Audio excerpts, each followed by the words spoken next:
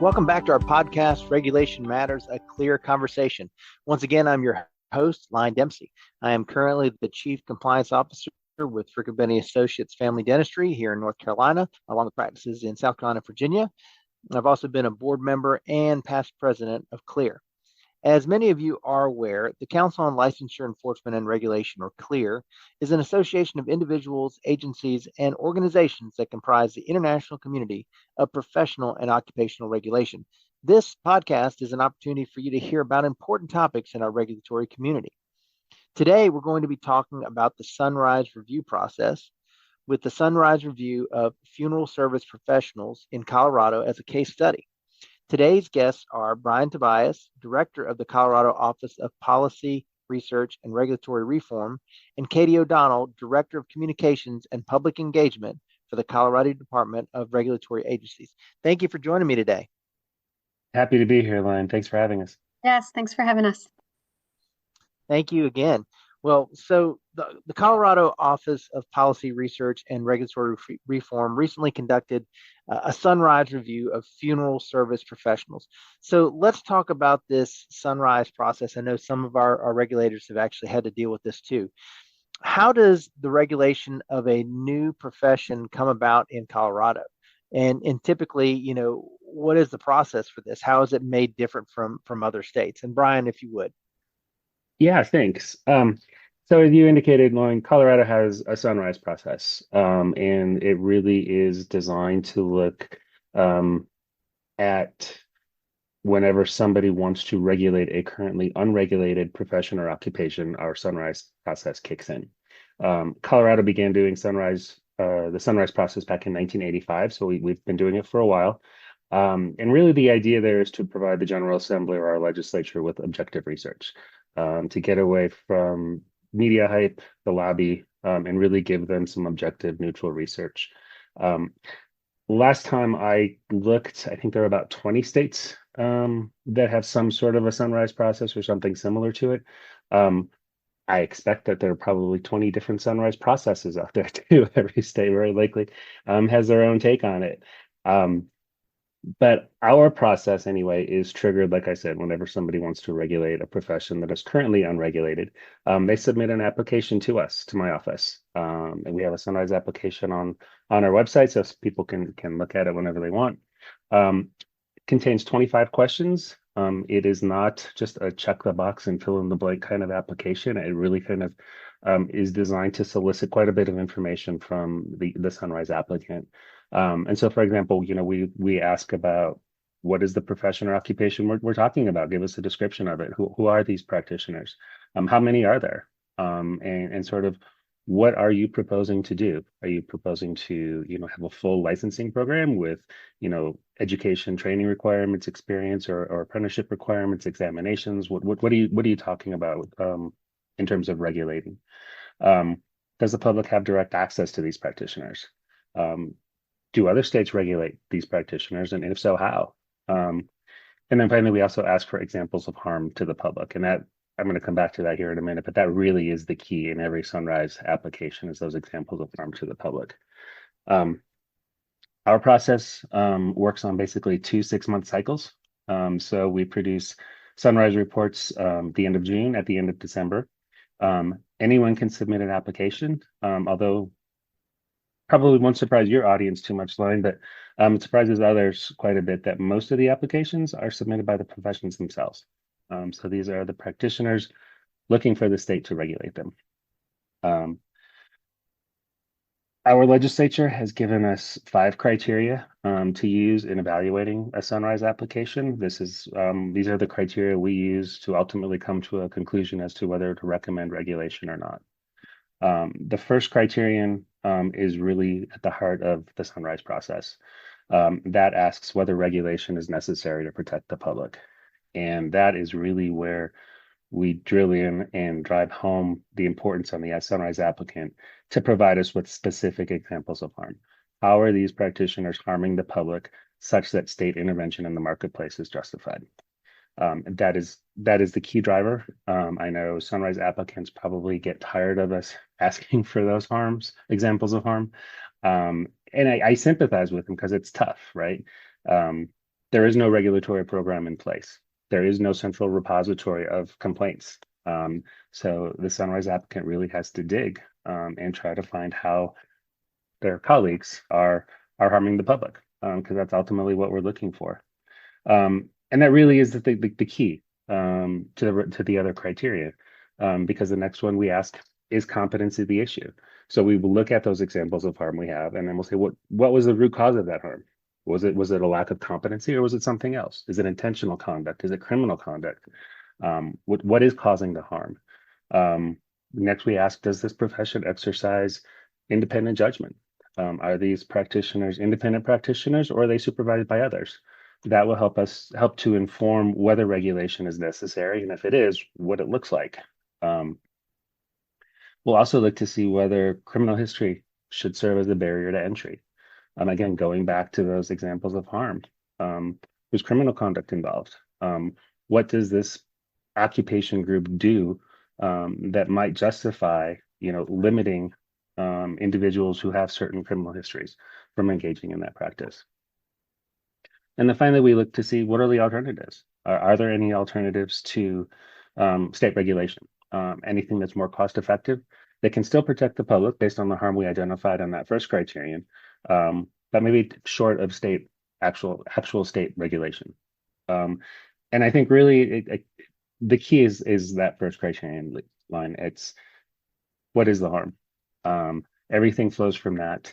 The other criteria are really not dispositive in and of themselves, but if we conclude that there is harm and that regulation is justified, those other criteria really kind of help flesh out what that regulation ought to look like at the end of the day. At the end of the report, or at the end of the process, we will make a recommendation to either regulate or not. And if we do recommend regulation, we may, though we're not required, to recommend what that regulation ought to look like. And from there, it really goes back to the Sunrise applicant to pursue legislation. That's not something we do. That's not something the state does. A lot of times during the Sunrise review process, we'll get questions about, well, why is the state trying to do this? Why is the state looking to do this? It's not the state. It's somebody else outside the state has asked us to look at it. The Sunrise applicant can then pursue legislation regardless of what we recommend. If we recommend against regulation, they can still, if they can find a bill sponsor, they can still move forward with legislation. And they've got 2 legislative sessions to do that. Our legislature meets every year for, I think it's 120 days starting in January, and then they go through May, early January to early May. And then if they don't pass legislation during those 2 sessions, and they want to continue to pursue regulation, they need to start the process all over again. Well, that's very helpful to understand kind of what the process is. Now, I know today we're kind of looking at a kind of a case study, if you would, of what happened with the funeral home professionals. So I guess what prompted that review specifically? Sure. So, contrary to popular belief, this review, the Sunrise review, was not prompted by the horrific events that happened in Southern Colorado in 2023, or the revealed in 2023, I should say. We began a sunset review. So my office also conducts sunset reviews in Colorado. We began the sunset review of Colorado's regulation of funeral homes and crematories in November of 2022. That was a pre-scheduled sunset review. It had probably been on the books for probably close to 10 years, somewhere in that range. So the sunset review itself was not prompted by any single event. It was already there. It was already going to happen. So in late fall of 2022, we met with the Professional Association as part of the sunset review. And they very early on started talking about wanting to pursue licensing of individual funeral service practitioners. Because we cannot address new regulation like that in a sunset review, we discussed with them the Sunrise process, told them all about it, how to submit an application. And so then in June of 2023, they did submit the Sunrise application. So from that point on, the sunset review and the Sunrise review were sort of running in parallel. Now we knew because we were in contact with the association. We knew that they were very likely going to submit the application. So we did begin a lot of outreach and stakeholder engagement on the Sunrise Review as part of the Sunset Review. Obviously, there's a lot of overlap with respect to stakeholders, subject matter, everything like that. So we were able to get a little bit of a head start on it that way. And then Katie can correct me. I'm sure she has the exact date burned into her head, but I think it was right around October 5th of 2023. News of the horrific events in Penrose, Colorado broke. For those of you who maybe don't know, this was the event in Penrose, Colorado, where law enforcement discovered that there were over 100 human remains that had been improperly stored. And news broke of that right around October 5th. And then, of course, the Sunset Review, Sunset Report came out on October 15th. So just 10 days later. So you can see where a lot of people started confusing that the sunset and then the sunrise were prompted by those events, even though they had already been put in motion months earlier. The Sunrise Report, we came out on December 31st of 2023, so just a couple months after the Sunset Report. And then ultimately, during the 2024 legislative session, legislation was introduced and it was passed by the end of the session. So Brian, could you, I guess, obviously this is, quite timely with everything that was happening, but can you maybe take us through some of the key points that that were considered during this the Sunrise Review? Sure. So, like I said earlier, our Sunrise applicants always get tired of us focusing on the harm, but the harm to the public is always key. And in this case, it was no different. The magnitude of the harm, I think, in this case, was probably exceptional, both in terms of number and emotional intensity, if you will. So the harm is always the key. And we always have to ask, was the harm caused by lack of competency or something else? In this particular review, there was a lot of commingling, maybe isn't the right word, but certainly instances where competency was questionable, but there were also intentional or fraudulent acts. So it was really sort of a combination of different types of harm stemming from the same profession and basically the same industry. But always the harm is always the focus. Now, I do know that legislature has made some decisions here recently, and I guess looking back at the review itself, what are some of the key findings from that, and then kind of what happened next? Sure. So we engaged with or received comments from over 100 individuals as part of the Sunrise Review, which is exceptional. It really is exceptional. We don't usually get that much individual input on a Sunrise Review. And in this case, we had multiple examples of harm and multiple types of harm. I already mentioned the instance and the events in Penrose, Colorado. In the years prior to the Sunrise Review, there were also several higher profile examples of instances of harm in the industry. There were some folks on the western slope of Colorado who were selling human remains without the permission of the families.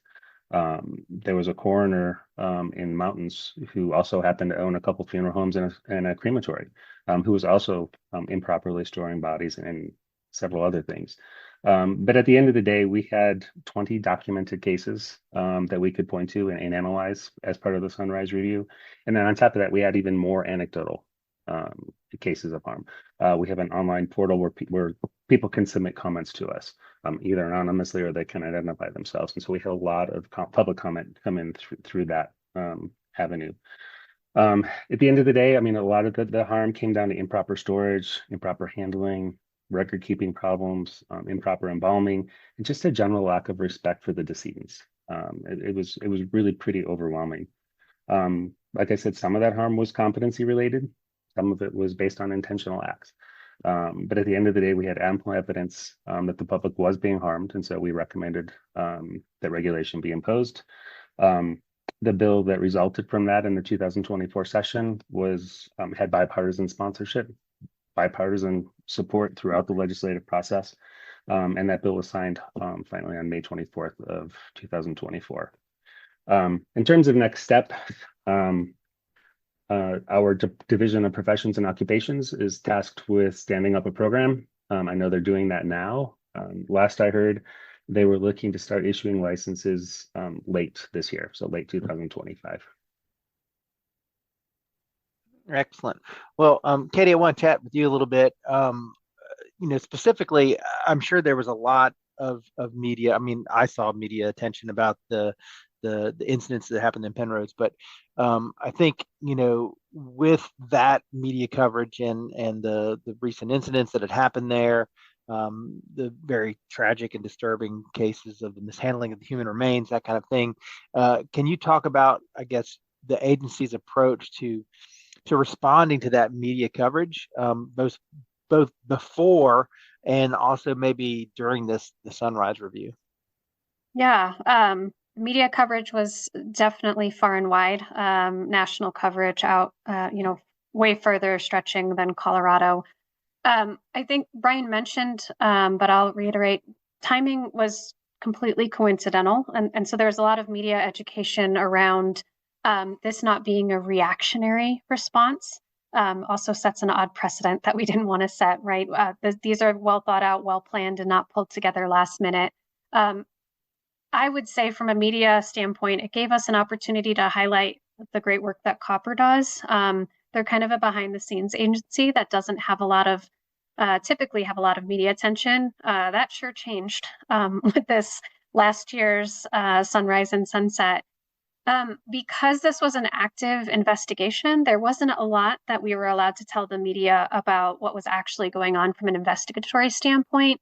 So it gave us a really good opportunity to background our media on the Copper process. And I spent a lot of time talking to our local media about the differences between our Sunrise and Sunset process, the length of the time involved in these reviews, but also the next steps, because I think there's a lot of confusion from the general public and certainly from our media on, okay, now what? What happens next?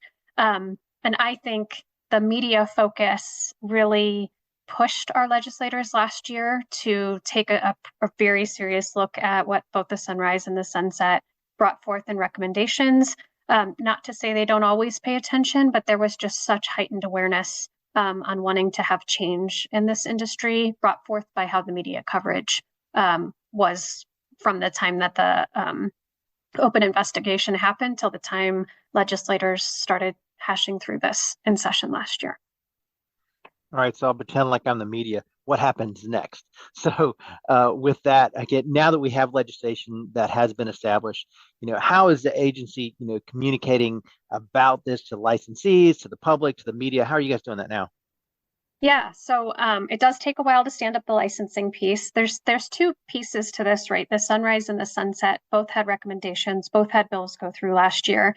And so there are different components that go into effect, some immediately and some in a few years. The professional licensing takes a while to get stood up, but also has a lot of industry stakeholdering.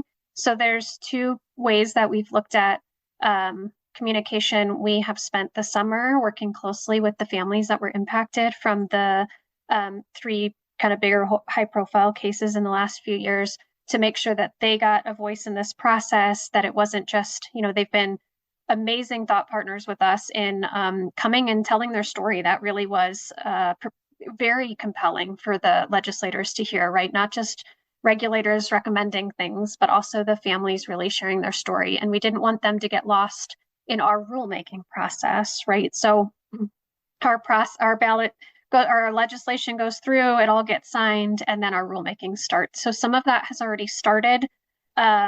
We do a lot of industry stakeholdering and also publicly ask for feedback. There's a lot of families that were impacted, but also folks who aren't part of the families that have big feels on how this industry should be regulated, and they get a say in this. So we will be rolling into some additional stakeholdering through this year to finalize our rulemaking for the professional licensing piece. A lot of the rules for the sunset recommendations to expand authority and expand inspection have already gone into place. And so that brings me to the next piece, which is the public education around this outside of the stakeholdering. There are big changes coming to this industry. And so we've done a handful of things. We've created a kind of a booklet that tells people all the changes that they should expect from this industry. It's really helpful for the industry that doesn't understand the changes are coming, but it's really also helpful for the public, right?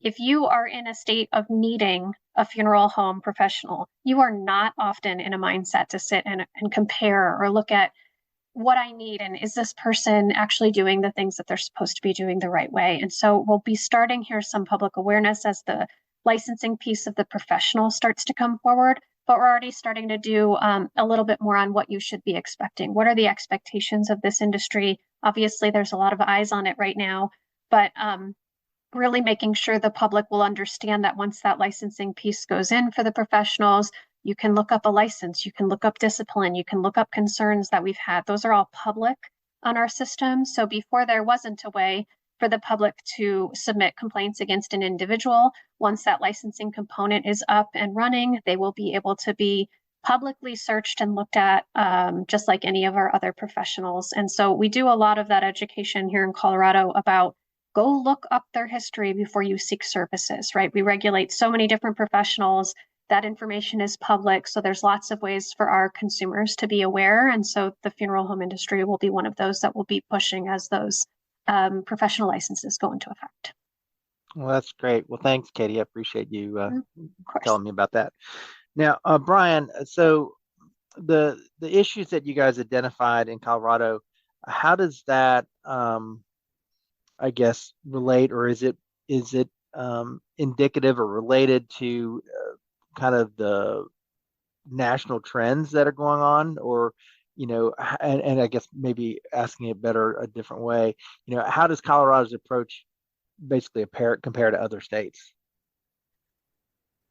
So it's kind of hard to tell, kind of hard to answer, how what's happening in Colorado compares to other states. We're the last state to regulate funeral service professionals.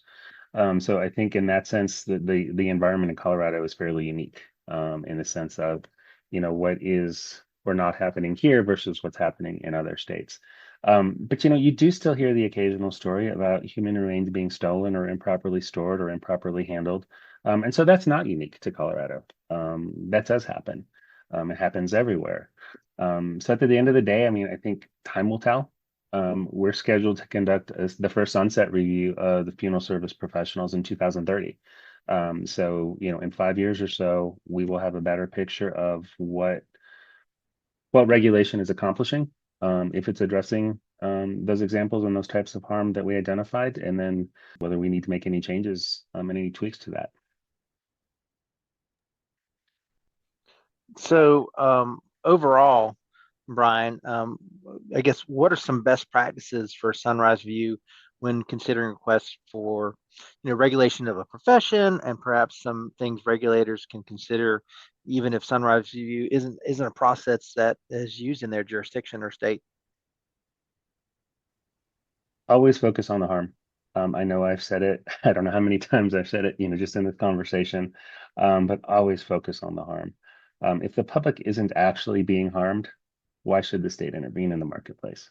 A lot of times we will hear, as we're engaging with stakeholders, like, well, there's a potential for harm, that this could happen, and so that's why we should regulate. There's always a potential for harm in everything. I think the Sunrise process is uniquely situated to look at the actual harm, and flesh that out. What is the harm, and what is at the heart of the harm? What's causing it? And that's what will help design an effective regulatory program. So that really gets at the threshold question, like I said at the beginning of, is regulation necessary to protect the public? And so the Sunrise process is really focused on fixing the actual problem, identifying the problem and then fixing it. If all you have is potential for harm, then I think you run the risk of enacting an overly broad regulatory program. If you don't know what you're trying to address, you're going to have a much broader blanket, as opposed to when you identify the specific harm, that helps you tailor regulation to addressing the actual problem. So you have less of a chance of over-regulating, and having what a lot of people will call right touch regulation. And can really adjusting the regulation to the problem. So I think whether a state has a sunrise process or not, I think it is always a fair question to ask, what are we trying to fix? What is the harm? If a lot of times I know legislators will consult with regulators to design a program. And I think it's always fair. What problem are you trying to fix? And I think that's at the heart of the question. Excellent. Well, thank you so much. It was really interesting to hear about the sunrise process in Colorado and how you communicated this information to the stakeholders. So thank you, Brian and Katie, for speaking with me today. Thanks for having us. Of course, thanks for having us. Absolutely. It has been a pleasure. And we'd love to continue this conversation with our members of the Clear Regulatory Network. This podcast episode will be posted there along with some questions for our members to consider. Those questions are, if your jurisdiction has a sunrise review process or something similar in place, what are some best practices you can identify? And secondly, how does your organization handle media coverage when issues or concerns come up in an industry or profession you oversee? We greatly appreciate and thank our members for your discussion and feedback in the Clear Regulatory Network. And if you haven't already, we invite and encourage you to join and take part in the online discussions. I also want to thank our listeners for tuning in for this episode. We'll be back with another episode of Regulation Matters, a Clear Conversation very soon. If you're new to the Clear podcast, please subscribe to us. You can find us on Podbean or any of your favorite podcast services. And if you've enjoyed this podcast episode, please leave a rating or comment in the app. Those reviews help us to improve our ranking and make it easier for new listeners to find us. Feel free to visit our website at www.clearhq.org for additional resources, as well as a calendar of upcoming programs and events. Finally, I'd like to thank our Clear staff, specifically Stephanie Thompson. She is our content coordinator and editor for this program.